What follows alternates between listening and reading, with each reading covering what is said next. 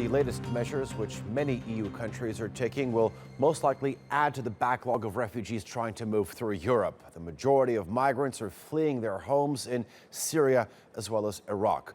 The most usual route taken is through Turkey and on to Greece. From there, the refugees continue their journeys to other European countries. But both Serbia and Macedonia have closed their borders, and this has placed a strain on the flow of people as Serbia started sending refugees back to Macedonia, who in turn sent people back to Athens, causing a massive bottleneck in Greece. At least 6,000 refugees are stuck in an overcrowded Greek transit camp near the Macedonian border. Earlier on Wednesday, Macedonia suspended all refugee entries from Greece. This came after countries along the Balkan route began denying passage to refugees except for Syrians and Iraqis.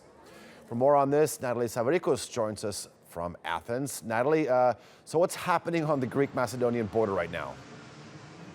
Well, I can tell you the situation is not good. It's quite tense. Scenes of mayhem actually unfolding there as thousands of Afghans are absolutely stuck there after making that very long journey from their country.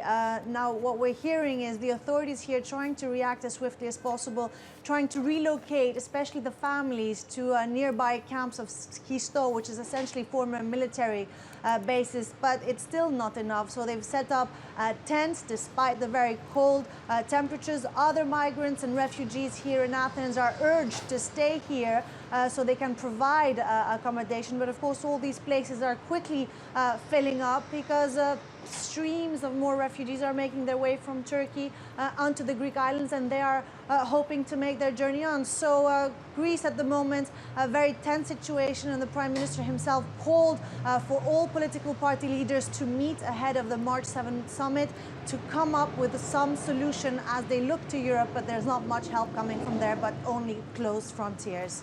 I want to talk about that. You say the situation is tense, especially after Wednesday's meeting in Vienna, because Greece wasn't even invited to the meeting. So how's the situation? Well, I can tell you it did not go down well here. A livid Prime Minister and all the ministers essentially calling this a very unfriendly act. The ambassador here, the Austrian ambassador, summoned to explain themselves really, and you know, the entire ministers here trying to make their stance that Greece is essentially the one corridor for all these migrants into Europe, calling this you know, absolutely unacceptable. But let's listen to what these comments in Vienna were and how Greece was actually viewed on this matter.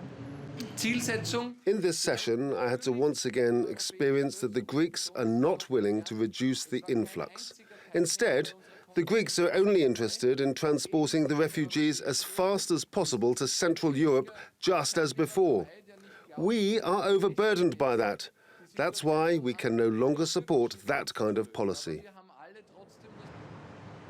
That was the Austrian foreign minister there. But of course, Greece here retaliating by saying they've lived up to their end of the bargain. They're trying to beef up security measures, creating all those hotspots, and urging on Europe to take on their responsibility by relocating and resettling all these streams of refugees instead of leaving them here stranded in Greece. Okay, Nathalie Savaricus, live for us in Athens. Thank you for that.